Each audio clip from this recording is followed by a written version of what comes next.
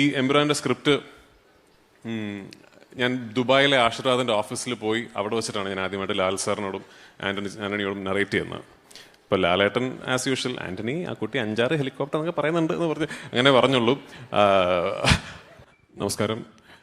ഈ സംവിധായകൻ്റെ മുകളിൽ വിശ്വാസം എന്നൊക്കെ പറയുമ്പോൾ എനിക്ക് ആക്ച്വലി ഭയങ്കര പേടിയാണ്. കാരണം ദ ഫാക്ടേഴ്സ് ഞാൻ ഇപ്പോഴും എൻ്റെ 3ാമത്തെ സിനിമ മാത്രം ചെയ്യുന്ന ഒരു I am just a film maker still trying to find my craft.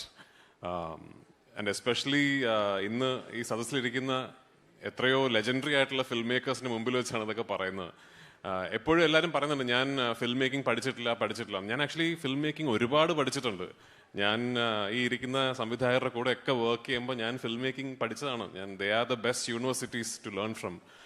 ഇവിടെയുള്ള ഒരുപാട് സംവിധായകർക്കൊപ്പം ഒരു ആക്ടറായിട്ട് വർക്ക് ചെയ്യാൻ ഭാഗ്യം ലഭിച്ച ആളാണ് ഞാൻ. അവരുടെ സെറ്റുകളിലെ ഓരോ ദിവസവും ഓരോ സീനും ഓരോ ഷോട്ടും എനിക്ക് ഒരു ട്യൂഷൻ തന്നെയായിരുന്നു. So I keep telling a lot of people that when they see my films, അവർ ചോദിക്കും ആരാണ് inspiration. So they think because എൻ്റെ ഒരു സ്കോപ്പും സ്കേപ്പും എല്ലാം ഇങ്ങനെ രാജ്യത്തിന് വെളിയിൽ നടക്കുന്ന കാര്യങ്ങളൊക്കെ ആവുന്നുണ്ട്.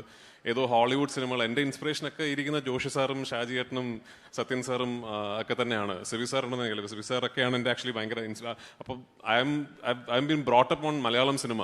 So my inspiration is all these legends sitting here. I have to switch to Malayalam now, unfortunately. So ഒന്ന് രണ്ട് കാര്യങ്ങൾ പറയണം. I already done the courtesy of inviting and welcoming Laika to Malayalam cinema. ഒരുപാട് പേരോട് നന്ദി പറയാനുണ്ട് ഈ cinema ഇന്നിവിടെ ഈ സിനിമയുടെ റിലീസിന് നടക്കുമ്പോൾ. So I have to start with my family, Supriya and my daughter.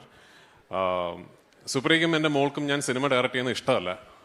Because I stay away from home a lot. എൻ്റെ സിനിമ ഡയറക്റ്റ് ചെയ്യുന്ന പ്രോസസ്സ് അങ്ങനെ ആയതുകൊണ്ട് ഒരുപാട് മാസങ്ങൾ ഫാമിലിയെ കാണാൻ പറ്റാതെ മാറി നിൽക്കേണ്ട ഒരു അവസ്ഥ വരും. നേരെ മറിച്ച് ഞാൻ സിനിമയിൽ അഭിനയിക്കുമ്പോൾ ഇടയ്ക്കിടയ്ക്ക് ഷൂട്ടിംഗ് ഇല്ലാത്ത ദിവസങ്ങൾ വീട്ടിൽ പോകാം ഒക്കെ.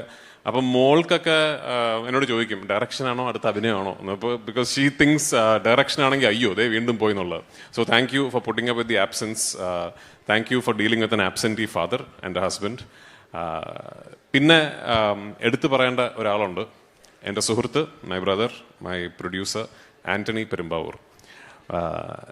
നമ്മൾ ഈ സിനിമയെക്കുറിച്ച് നമ്മളിങ്ങനെ സ്വപ്നം കാണുമ്പോൾ കുറച്ച് എനിക്ക് തോന്നുന്നു വലിയ സ്വപ്നങ്ങളൊക്കെ കാണുന്ന ആൾക്കാർ കുറച്ച് എക്സെൻട്രിസിറ്റി ഉള്ള ആൾക്കാരാണ്, കുറച്ച് വട്ടുള്ള ആൾക്കാരാണെന്ന് തോന്നുന്നു. അപ്പം ഞാൻ ആക്ച്വലി വളരെ കോൺഫിഡൻ്റ് ആയിട്ട് പറയുമായിരുന്നു എൻ്റെ അത്ര വട്ടുള്ള വേറെ ആരുമില്ലെന്ന്. എന്നെയൊക്കെ വട്ടുള്ള ഒരാളുണ്ട് ആക്ച്വലി, അതാണ് ശ്രീ ആൻ്റണി പെരുമ്പാവൂർ.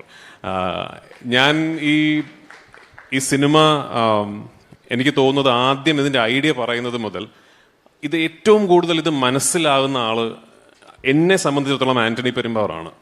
ഞാൻ എൻ്റെ ഒരു ഷൂട്ട് സ്ക്രിപ്റ്റ്, മുരളി ഒരു സ്ക്രിപ്റ്റ് എഴുതി കഴിഞ്ഞാൽ ഞാനും മുരളിയും കൂടെ ഉള്ളൊരു മൽപ്പിടുത്തമുണ്ട് കുറച്ച് നാളത്തേക്ക്. അത് കഴിഞ്ഞ് when both of us are mutually on a same place, അപ്പോഴാണ് ഞാൻ എൻ്റെ നിർമ്മാതാവിനോടും എൻ്റെ മെയിൻ ലീഡ് സ്റ്റാറിനോടും സ്ക്രിപ്റ്റ് പറഞ്ഞ് കേൾപ്പിക്കുന്നത്. അപ്പോൾ ഞാൻ ഈ എംബ്രാൻ്റെ സ്ക്രിപ്റ്റ് ഞാൻ ദുബായിലെ ആശീർവാദിൻ്റെ ഓഫീസിൽ പോയി അവിടെ വെച്ചിട്ടാണ് ഞാൻ ആദ്യമായിട്ട് ലാൽ സാറിനോടും ആൻ്റണിയോടും നറേറ്റ് ചെയ്യുന്നത്. ഇപ്പോൾ ലാലേട്ടൻ ആസ് യൂഷ്വൽ ആൻ്റണി ആ കുട്ടി 5-6 ഹെലികോപ്റ്റർ എന്നൊക്കെ പറയുന്നുണ്ട് എന്ന് പറഞ്ഞ് അങ്ങനെ പറഞ്ഞുള്ളൂ. പക്ഷേ ഈ അന്നത്തെ നറേഷനിൽ മൂപ്പർക്ക് മനസ്സിലായതാണ് ഈ സിനിമ. പിന്നെ ഇടയ്ക്കിടയ്ക്ക് ഇങ്ങനെ എൻ്റെ ബാക്കി വന്നിരുന്ന് പറയും അണ്ണ ഇതെങ്ങോട്ടാണ് ഈ പോക്ക് ഒക്കെ ചോദിക്കുമെങ്കിലും ഞാൻ എപ്പോഴും പറയും എൻ്റെ അസോസിയേറ്റ് ഡയറക്ടറെ പോലെ എൻ്റെ ചീഫ് ടെക്നീഷ്യൻസിനെ പോലെ തന്നെ എൻ്റെ സിനിമ മനസ്സിലാക്കി കൂടെ നിൽക്കുന്ന ഒരു പ്രൊഡ്യൂസർ എനിക്കുണ്ട് എന്നുള്ളതാണ് എൻ്റെ ഏറ്റവും വലിയ ശക്തി. അപ്പോൾ താങ്ക് യു എന്നെ സഹായിച്ചതിന്.